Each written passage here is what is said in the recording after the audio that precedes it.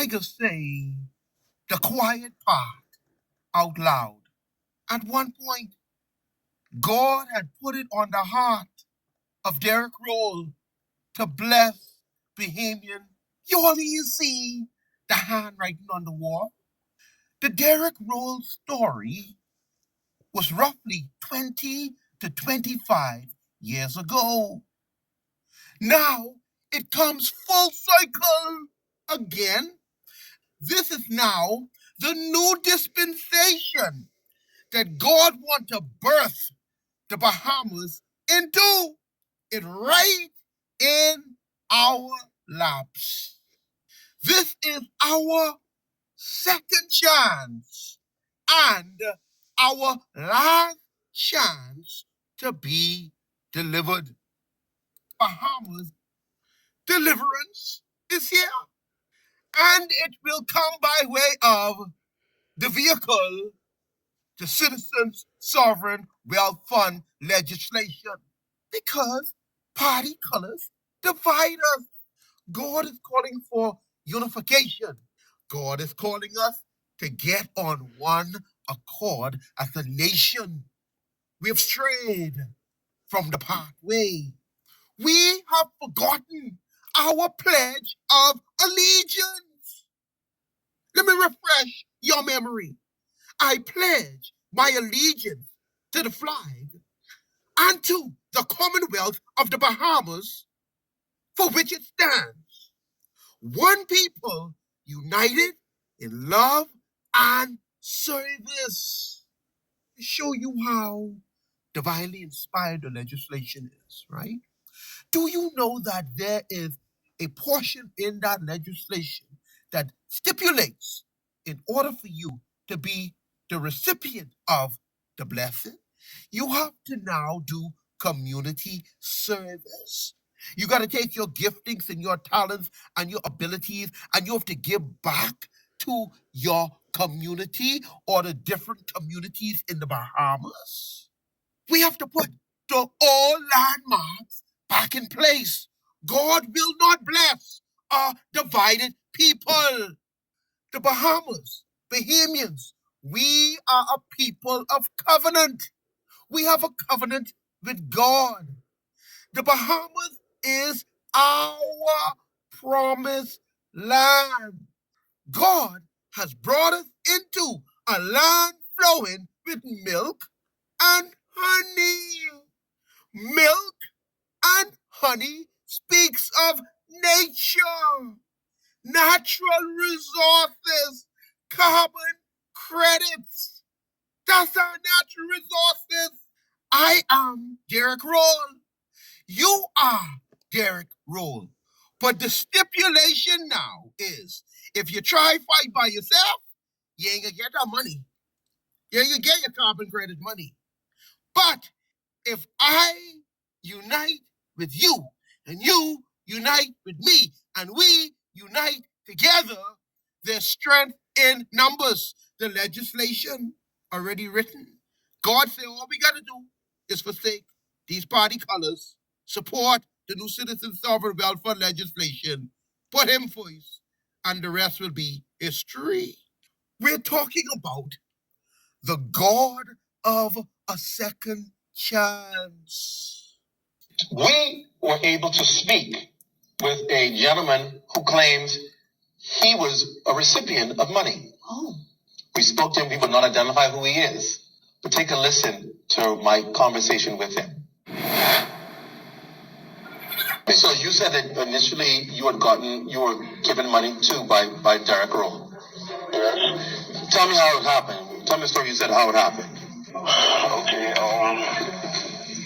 like I said, when I was with him that morning, and a few people came to where he was up on Petrolia Street and said that they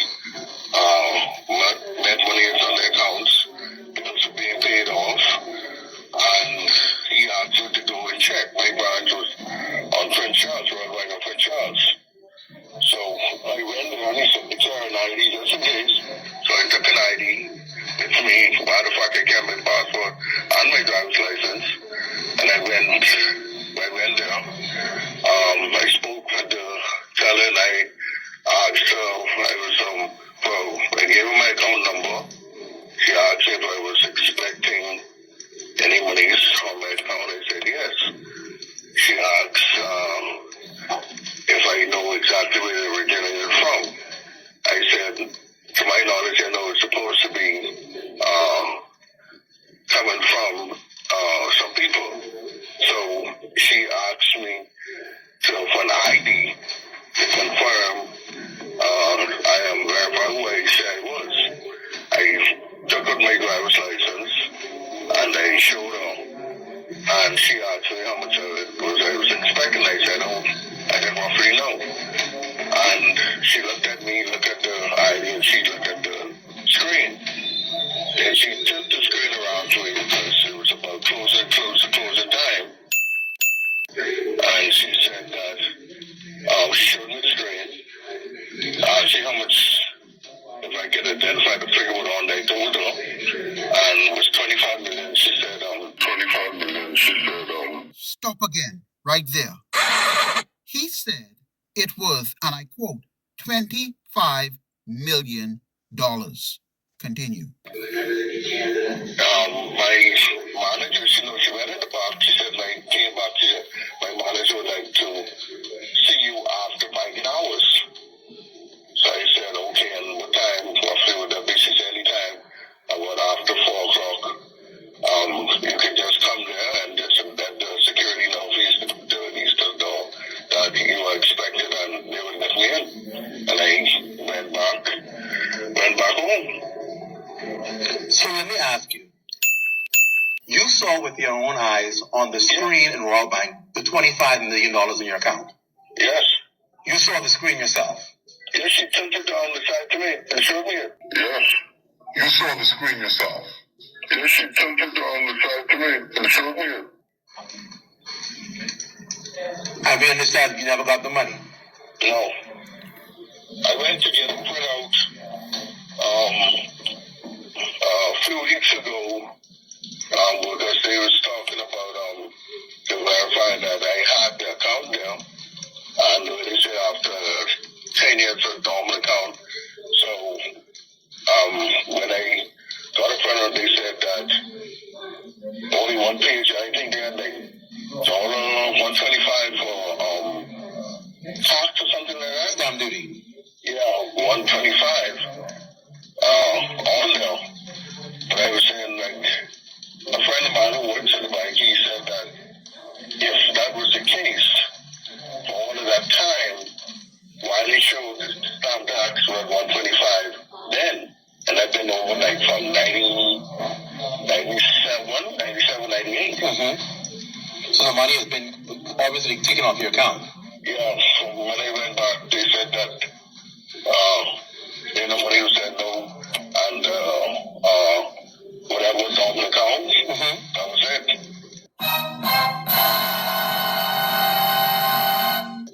And they never asked you, you did say they asked you to verify the source of where the money was coming from, right? Yeah. And you told them that this was supposed to be a gift from this man? Yeah.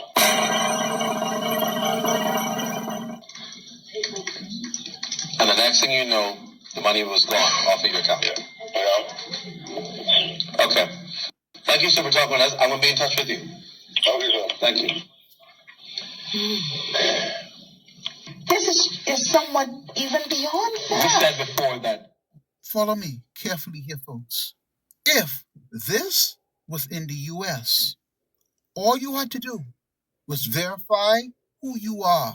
Their concern is only to know that there's no theft or no fraud involved.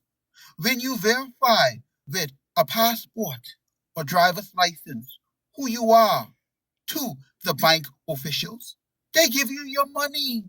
End the discussion.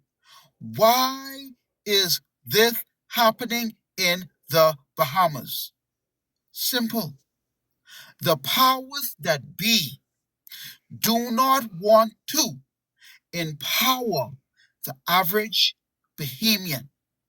Even when the money is legitimately yours, they will find a way to take it away from you. This is the same thing Prime Minister Philip Davis did. He stole our money. Come, Undertaker. Bring that coffin back here. Let me put another nail in that coffin on these politicians. They so corrupt, right? Derek Roll put it in writing that he was willing to even help the government with their debt and their bills, which would ease the taxation, a burden on the Bahamian citizen. The government rejected outright. Why? Because they simply didn't want you, Bahamian citizens, to get a dime of the money. Even so, denied the money's existence. These the people you jumping up and down, running behind.